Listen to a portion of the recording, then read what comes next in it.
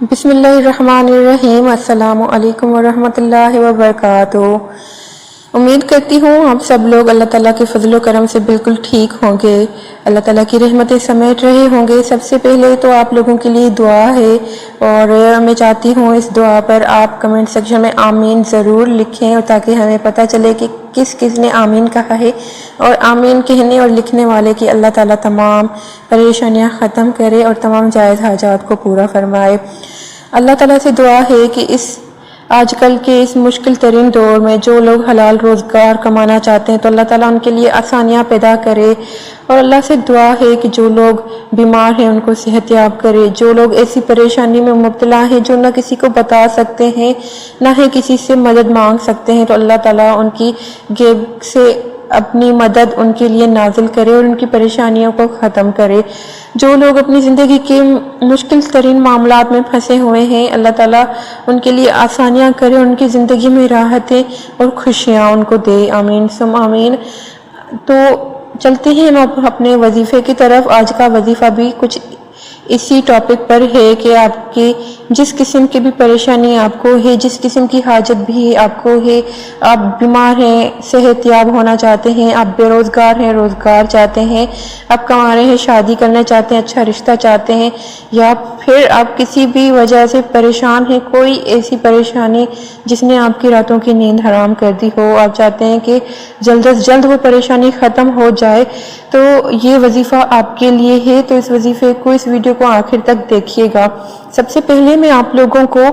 وظیفے کی شرطیں بتا دیتی ہوں، جس سے 100% آپ کا وظیفہ کامیاب تو ضرور ہوگا۔ اللہ تعالیٰ کے نام میں بہت برکت ہوتی ہے، آپ کا ہر وظیفہ کامیاب ضرور ہوتا ہے، لیکن کچھ لوگ کہتے ہیں کہ ہم نے وظیفہ کیا اور کام نہیں ہوا۔ تو ان لوگوں کو بتا دوں کہ صرف ایسے نہیں ہوتا کہ آپ نے وظیفہ کیا اور مطلب کہ فوراً آپ کا کام ہو جائے۔ یہ سب اللہ جانتا ہے کہ کس کا کام کس وقت ہونا بہتر ہے، تو کافی لوگوں کا کام اسی وقت پورا ہو جاتا ہے، اور کچھ کی آواز کو اللہ تعالیٰ بار بار سننا چاہتے ہیں، تو ان کو تھوڑا صبر ضرور کرواتے ہیں اور صبر کا مزہ انہیں ضرور چکھاتے ہیں۔ تو آپ لوگ وظیفہ کر لیں تو اس کے بعد صبر بھی رکھا کریں، کیونکہ اللہ نے ہر ایک کے کن کا ایک وقت رکھا ہے۔ جب وہ وقت آ جاتا ہے تو اللہ کن فرما دیتے ہیں اور آپ کی زندگی کے تمام تر کام آسان ہو جاتے ہیں۔ تو وظیفے کی شرطیں کچھ یوں ہیں کہ آپ نے جب آپ وظیفہ کریں تو اس دوران آپ نے تمام تر وہ کام چھوڑ دینے ہوتے ہیں جو اللہ کو ناراض کر رہے ہوں، جیسے کہ گانا سننا، بے پردگی کرنا، بے حیائی کے لفظ بولنا، بے حیائی دیکھنا، یہ سارے کام حرام ہے، اور ان سارے کاموں سے آپ نے پرہیز کرنی ہوتی ہے۔ اور غیبت کرنا، کسی کی چگلی کرنا، غیبت سننا، ان سب سے دور آپ نے بھاگنا ہے، دور رہنا ہے۔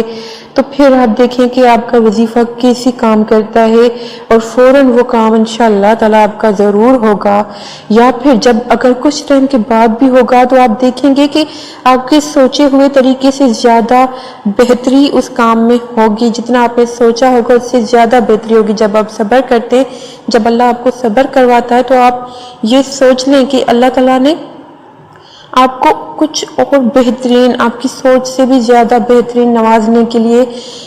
وہ وقت آپ کے لیے مقرر کر رکھا ہے۔ تو صرف بس اللہ سے دعا کریں، یقین رکھیں اور صبر کریں، پھر دیکھیں کہ آپ پر خوشیاں کس طرح برستی ہیں۔ تو یہ وظیفہ بہت ہی مختصر ہے اور 3 دن کا یہ وظیفہ ہے۔ آپ نے چلتے پھرتے اٹھتے بیٹھتے وضو باوضو آپ نے اللہ تعالیٰ کا نام یا شکور یا شکور یا شکور اس کو پڑھتے رہنا ہے، اور ذہن میں اپنے مقصد کو رکھنا ہے۔ اور اگر آپ کے ساتھ کسی نے برا کیا، آپ کی دل دکھائی کسی نے، تو آپ ان سب کو معاف کر دیں اور اللہ تعالیٰ سے کہیں کہ یا اللہ، میں نے ان سب کو آپ کے لیے معاف کیا، آپ بھی مجھے معاف کریں۔ میں نے